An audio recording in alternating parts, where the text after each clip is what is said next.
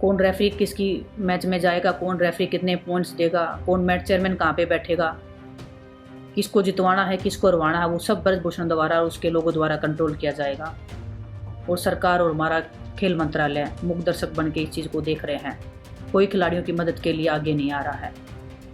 मानो कि उन्होंने उसको फ्री हैंड दे रखा है ब्रजभूषण को कि तुम जो चाहे करो।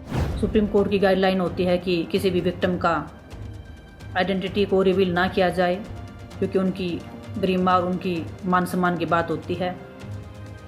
लेकिन आज कुछ मजबूरियाँ ऐसी है कि मैं आप सबको बताना चाहती हूँ। मैं अभी नहीं बोलना चाहती थी कि कोर्ट में केस पेंडिंग है, देश के सामने सब सच्चाई आ जाएगी, लेकिन मैं बताना चाहती हूँ कि मैं उन 6 में से एक विक्टिम मैं खुद हूँ जिसने कंप्लेंट दी थी। मेरा उसके घर पे जाके, उसके खुद के कॉलेज में जाके, जहाँ पे हर इंसान उससे रिलेटेड होगा, जो हर इंसान उसको रिप्रेजेंट कर रहा होगा, वहाँ पे जाके कंपटीशन लड़ना, इतनी मुश्किल सिचुएशन में हम एथलीट पहले ही हम इतना मेंटली हमारे पर प्रेशर होता है, अपनी टीम की उम्मीदें होती हैं, पूरे देश की उम्मीदें होती हैं कि हम कितना अच्छा करेंगे। उसके बाद भी वहाँ पे मेंटली जाके मैं अपना 100% दे पाऊँगी, मुझे नहीं लगता। अगर मैं उस कंपटीशन में जाऊँगी, मेरे साथ मेरी टीम भी होगी, हमारे वेल विशर्स भी होंगे, किसी के साथ में कोई दुर्घटना अगर होती है तो मैं आप सबको बताना चाहती हूँ कि उसकी सीधी भारत सरकार जिम्मेदार होगी। आप सबको नमस्कार। जैसे कि आप सबको पता है कि पिछले 1.5 साल से मैं रेसलिंग मैट से काफ़ी दूर थी, लेकिन अभी कुछ महीनों पहले मैंने फिर से रेसलिंग की तैयारी स्टार्ट कर दी थी। बड़ी मेहनत और ईमानदारी से मैं अपनी मेहनत कर रही हूँ। जैसे मैंने पहले देश के लिए मेडल जीते, परमात्मा के आशीर्वाद से, आप सबके सहयोग से मैं चाहती हूँ दोबारा से मैं उस रेसलिंग मैट पे जाऊँ, फिर से देश के लिए ढेर सारे मेडल जीतूँ और हमारे तिरंगे का मान बनाए रखूँ। मैं आप सबके साथ वीडियो के माध्यम से कुछ बातें साझा करना चाहती हूँ।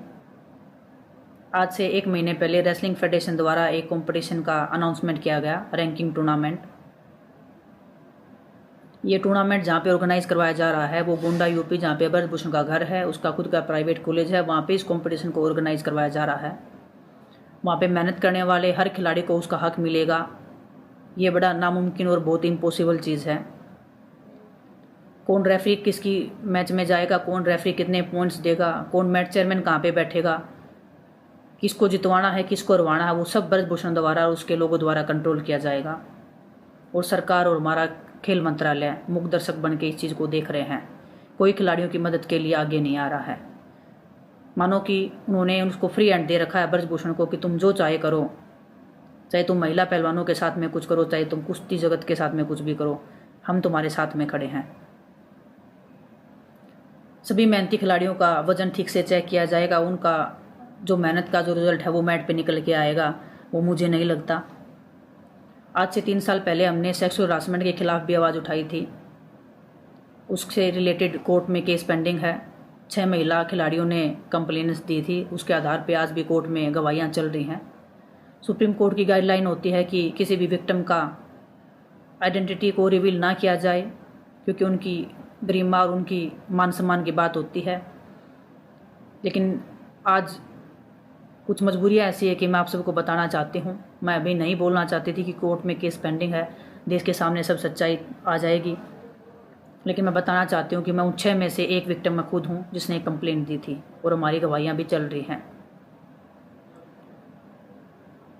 आप सोच सकते हैं खुद, मेरा उसके घर पे जाके, उसके खुद के कॉलेज में जाके, जहाँ पे हर इंसान उससे रिलेटेड होगा, जो हर इंसान उसको रिप्रेजेंट कर रहा होगा, वहाँ पे जाके कंपटीशन लड़ना, इतनी मुश्किल सिचुएशन में हम एथलीट पहले ही हम इतना मेंटली हमारे पर प्रेशर होता है, अपनी टीम की उम्मीदें होती हैं, पूरे देश की उम्मीदें होती हैं कि हम कितना अच्छा करेंगे।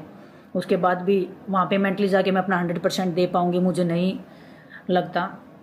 बड़ा टफ एक लड़की के लिए काफ़ी मैं बोलूँगी बहुत ही मुश्किल होता है ऐसी सिचुएशन में जाके कॉम्पीट करना, और वो हर खिलाड़ी मेरे से रिलेट कर सकता है जो इस सिचुएशन से गुजरता है।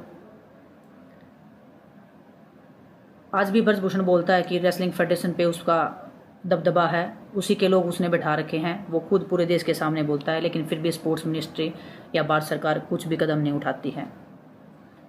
अगर मैं उस कंपटीशन में जाऊंगी, मेरे साथ मेरी टीम भी होगी, हमारे वेल विशर्स भी होंगे, किसी के साथ में कोई दुर्घटना अगर होती है तो मैं आप सबको बताना चाहती हूँ कि उसकी सीधी भारत सरकार जिम्मेदार होगी।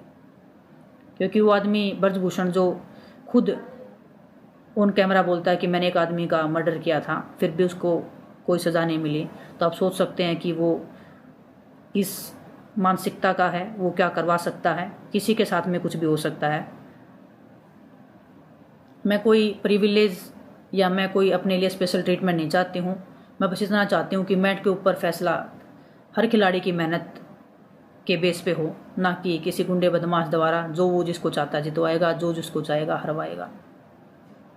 मैं जितने भी खेल प्रेमी हैं, जितने भी मीडिया के लोग हैं, जितने सालों से स्पोर्ट्स को कवर कर रहे हैं, जिनके बदौलत हमारे हिंदुस्तान में आज भी खेल जिंदा है, मैं चाहती हूँ कि आप सब वहाँ पे प्रेजेंट हों और जो भी सच्चाई वो पूरे देश के सामने आए।